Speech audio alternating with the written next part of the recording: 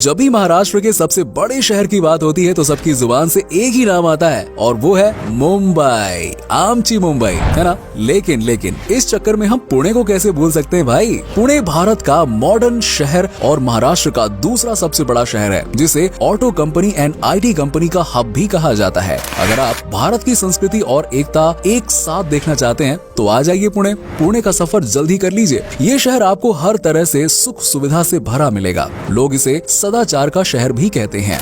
एक ऐसा शहर जहां की शॉपिंग मॉल, कॉलेज, चौड़ी सड़कें, बड़ी बड़ी सरकारी ऑफिसेज देखकर आपको भारतीय होने पर जरूर गर्व महसूस होगा। चलिए दोस्तों, एक साथ चलते हैं खूबसूरत शहर पुणे के सफर पर। दोस्तों, पुणे भारत के महाराष्ट्र राज्य का एक महत्वपूर्ण शहर है। ये भारत का 6वां सबसे बड़ा और महाराष्ट्र का दूसरा सबसे बड़ा शहर है। पुणे सह्याद्री माउंटेन्स के पूर्व और समुद्र तल से 560 मीटर या 1837 फुट की ऊंचाई पर है। ये शहर महाराष्ट्र के पश्चिम भाग मुला और मुठा इन दो नदियों के किनारे बसा है। भीमा नदी की उपनदियां मुला और मुठा के संगम पर ये शहर बसा है। इसके साथ ही पवाना और इंद्रायणी नदियां पुणे शहर के उत्तर पश्चिम दिशा में बहती हैं। मुंबई के बाद पुणे महाराष्ट्र में सबसे आगे बढ़ा हुआ शहर है। कई नॉमिनेटेड स्कूल्स और कॉलेजेस होने के कारण इस शहर को ऑक्सफोर्ड ऑफ द ईस्ट भी कहा जाता है। पुणे में अनेक टेक्नोलॉजी और ऑटोमोबाइल एंटरप्राइजेस हैं, इसीलिए पुणे भारत का डेट्रॉइट जैसा लगता है। इन सब के अलावा काफी अरसों से पुणे शहर महाराष्ट्र की सांस्कृतिक राजधानी माना जाता है। ऐसा माना जाता है कि इस शहर का नाम पुण्य नगरी से आया है। रिपोर्ट के अनुसार ये शहर 8वीं सदी के सेंचुरी में पुन्नक नाम से जाना जाता था। फिर 11वीं सदी में ये शहर कस्बे पुणे या पुनवड़ी नाम से जाना जाने लगा। मराठा साम्राज्य के दौरान इस शहर को पुणे नाम से बुलाया जाने लगा और बाद में ब्रिटिश ने उसे पूना शब्द का इस्तेमाल करना शुरू किया, लेकिन आखिरी में ऑफिशियली शहर को पुणे नाम से ही जानने लगे। दोस्तों, पुणे में रहने वाले लोगों को पुणेकर कहकर भी बुलाया जाता है। इस शहर की मुख्य भाषा मराठी है, लेकिन अंग्रेजी और हिंदी भाषा भी यहाँ अक्सर बोली जाती है। अंग्रेजी भारत के पुणे शहर में आमतौर पर बोली जाने वाली भाषाओं का हिस्सा बन रही है। आधे से ज्यादा आबादी द्वारा बोली जाने वाली पुणे की सबसे आम भाषा मराठी है। दरअसल मराठी महाराष्ट्र राज्य की ऑफिशियल लैंग्वेज है। मराठी के अलावा हिंदी भी पुणे में आमतौर पर इस्तेमाल की जाने वाली भाषाओं में से एक है और पूरे शहर में व्यापक रूप से इस्तेमाल की जाती है।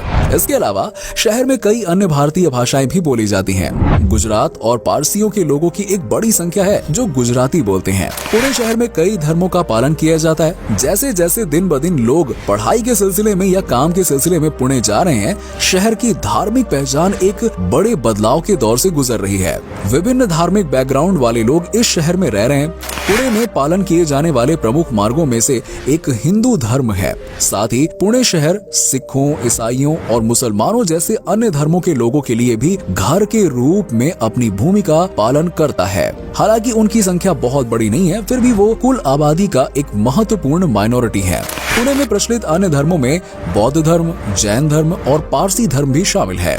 गौरवशाली शहर पुणे को महाराष्ट्र राज्य की सांस्कृतिक राजधानी के रूप में घोषित किया गया है। शहर का एक समृद्ध अतीत है जो 1600 साल से भी अधिक पुराना है और इसकी जड़ें गहरी हैं, जिसे यहाँ मनाए जाने वाले विभिन्न क्षेत्रीय और राष्ट्रीय त्योहारों में देखा जा सकता है। पुणे के लोग विभिन्न त्योहारों जैसे कि गुड़ी पड़वा, गणेश चतुर्थी, शिवाजी महाराज जयंती, दिवाली जैसे त्योहारों को बड़े जोरों शोरों से मनाते हैं। एक बात और जो पुणे में रहने वाले सभी लोगों के लिए समान है, वो है उनकी कभी ना मरने की भावना। जी हाँ, एजुकेशनल बैकग्राउंड और उनकी इकोनॉमिकल बैकग्राउंड या फिर उनका धर्म जो भी हो, वो जीवन को पूरी तरह से जीना जानते हैं। यहाँ हर इंसान खुद का आनंद लेने का एक तरीका ढूंढ लेता है और शहर भी इन सभी की जरूरतों को पूरा करता है। पुणे के लोग कला और शिल्प, संगीत और आध्यात्मिकता में भी बहुत रुचि रखते हैं। पुणे में बड़ी संख्या में सॉफ्टवेयर कंपनीज के साथ साथ देश के कुछ बेहतरीन प्रोफेशनल इंस्टीट्यूशन ने ब्रांचेस खोली हैं। इसके कारण देश के साथ साथ दुनिया के अन्य हिस्सों से लोगों का एक बड़ा स्रोत बहा है। जैसे जैसे शहर को कॉस्मोपॉलिटन कैरेक्टर मिल रहा है, वैसे वैसे इसकी संस्कृति में भी कुछ बदलाव आने लगा है। विभिन्न जातियों, पंथों, धर्मों और आर्थिक पृष्ठभूमि के लोगों को यहाँ पाया जा सकता है। पुणे में सॉफ्टवेयर कंपनीज और प्रोफेशनल इंस्टीट्यूशंस की स्थापना के साथ शहर ने एक मल्टी एथनिक पर्सनैलिटी को भी पनाह दी है। पुणे के लोग विभिन्न संस्कृतियों के मिलाव का प्रतिनिधित्व करते हैं और शहर विभिन्न सभ्यताओं के मिश्रण की तरह बन गया है। इस शहर में रहने वाले लोग बहुत कोऑपरेटिव नेचर के होते हैं। यहाँ के लोग हर समय मदद करने को तैयार मिलेंगे जब भी आपको उनकी जरूरत पड़े तो। आईटी हब होने के कारण यहाँ की आबादी में ज्यादातर युवा हैं जिन्हें पार्टी करने का बहुत शौक है और इसीलिए भारत में सबसे ज्यादा पब आपको पुणे में ही मिलेंगे। यहाँ के वीकेंड की नाइट लाइफ बहुत ही शानदार और मस्ती भरी होती है। लोग यहाँ रात भर पार्टी करते रहते हैं। अगर आप खाने पीने के शौकीन हैं तो आपको जानकर खुशी होगी कि पुणे के लोग खाने पीने के मामले में तो भाई बहुत ही आगे हैं। ये लोग जमकर मेहनत करते हैं और जमकर खाते हैं।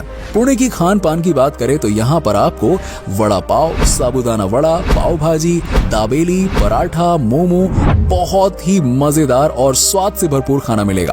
पुणे की लोकल कुजीन्स में आपको नारियल और लहसुन के स्वाद को बरकरार रखते हैं। वहीं इसमें बड़ी मात्रा में हरी मिर्च का इस्तेमाल किया जाता है जिससे डिश काफी तीखी होती है। पुणे के पारंपरिक भोजन में मेन कोर्स में ज्वार और बाजरा से बने कई स्वादिष्ट खाने की चीजें शामिल हैं। अगर आप शहर घूमने का प्लान कर रहे हैं तो शहर की खास मिठाइयों का स्वाद लेना बिल्कुल ना भूलें, खासकर भाखरवाड़ी और पेड़ा। क्या आपको पता है कि इंडिया में सबसे ज्यादा टू व्हीलर्स पुणे में है, क्योंकि ये शहर आर्थिक रूप से काफी आगे बढ़ चुका है और इसीलिए यहाँ गाड़ियों की संख्या भी काफी ज्यादा देखने को मिलती है। दोस्तों, 17वीं शताब्दी में ये शहर निजाम शाही, आदिल शाही, मुगल जैसे कई सारे राजवंशों का अंग रहा।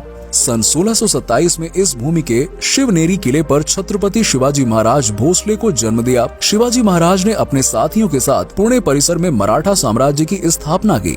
इस दौरान पुणे में सिर्फ शिवाजी महाराज का वर्चस्व था। पेशवा के काल में पुणे की काफी तरक्की हुई और 1818 तक पुणे में मराठों का राज्य था। ये तो हो गई इतिहास की बात। अगर बात करें पुणे के मौसम की तो पुणे शहर में गर्मी, वर्षा और शीत ऋतु होती है। मार्च से मई तक तापमान 25 डिग्री से 29 डिग्री तक होता है। मई महीने में बारिश शुरू होती है और जून के महीने में अरब सागर से मानसून की हवाएं शुरू होती हैं। पुणे में जुलाई महीने में सबसे ज्यादा बारिश होती है। मानसून के बाद अक्टूबर महीने में दिन में तापमान बढ़ता है मगर रात को ठंड होती है और नवंबर से फरवरी तक सर्दी रहती है। ये पुणे जाने के लिए सबसे बढ़िया समय है। पुणे शहर में लगभग सभी विषयों के उच्च शिक्षण की सुविधा मौजूद है। पुणे में इंजीनियरिंग कॉलेजेस और मैनेजमेंट इंस्टीट्यूट्स की संख्या बहुत ज्यादा है, जिससे भारत ही नहीं विदेशों से भी स्टूडेंट्स यहाँ आते हैं पढ़ने के लिए। इसीलिए पुणे को पूरब का ऑक्सफोर्ड भी कहा जाता है। साथ ही इस शहर में कई बड़े बड़े इंस्टीट्यूशनल लेवल के टीचिंग इंस्टीट्यूट्स भी हैं। साथ ही पुणे फिल्म इंस्टीट्यूट भी काफी प्रसिद्ध है, जहाँ से कई बड़े बड़े आर्टिस्टों ने अपने करियर की शुरुआत की। इन सब के अलावा पुणे महाराष्ट्र और भारत का एक महत्वपूर्ण इंडस्ट्रियल सेंटर है। Tata Motors, Bajaj auto, Bharat forge जैसे अनेक बड़े उद्योग यहाँ हैं। 1990 के दशक में इन्फोसिस, टाटा कंसल्टेंसी सर्विसेज और विप्रो, IBM जैसे प्रसिद्ध कंपनीज ने पुणे में अपने सेंटर्स खोले और शहर को भारत का एक प्रमुख टेक्नोलॉजी इंडस्ट्री सेंटर के रूप में विकसित होने में मदद की। साथ ही पुणे में दुनिया की पहली मिलिट्री एकेडमी भी स्थित है, जहां डिफेंस के 3 फोर्सेस, आर्मी, नेवी और एयर फोर्स को एक साथ प्रशिक्षित किया जाता है। पुणे में स्थित यारेवाड़ा सेंट्रल जेल भारत की सबसे बड़ी जेलों में से एक है। इमरजेंसी के दौरान इसका इस्तेमाल इंदिरा गांधी ने कई सरकारी विरोधियों को रखने के लिए किया था। इस ऐतिहासिक स्थान में महात्मा गांधी सहित कई राष्ट्रीय स्वतंत्रता सेनानियों को रखा गया था और कई साल पहले संजय दत्त ने भी इसी जेल में अपनी सजा पूरी की थी। रिपोर्ट्स के अनुसार बैडमिंटन खेल का जन्म पुणे शहर में ब्रिटिश अधिकारियों द्वारा किया गया था, जो पुणे में तैनात थे, जिन्हें तब पूना कहा जाता था। बैडमिंटन की प्रसिद्धि पुणे से ही बढ़ी थी और अब ये भारत के सबसे ज्यादा पसंद किए जाने वाले खेलों में से एक है। अगर आप पान या गुटखा खाने के शौकीन हैं तो पुणे आपका स्वागत कभी नहीं करेगा। पुणे में पब्लिक प्लेसेस पर थूकने पर आपको भारी जुर्माना और खुद से उस जगह को साफ करना पड़ सकता है। पुणे को साफ रखने के लिए ये कड़े नियम बनाए गए हैं। पुणे शहर को लोग हमेशा इसके मराठा इतिहास के लिए जानते हैं, लेकिन जितना विशाल इस शहर का इतिहास है उतने ही काबिल यहाँ के लोग भी हैं। पुणे में न सिर्फ देश को बल्कि दुनिया को ऐसे महान कलाकार और खिलाड़ी दिए हैं जिन्होंने अपने अपने क्षेत्र में काफी नाम कमाया है, जिनमें राधिका आप्टे, सोनाली कुलकर्णी, लिलिट दुबे, गौहर खान, मुग्धा गोडसे, मोना सिंह के नाम प्रमुख हैं।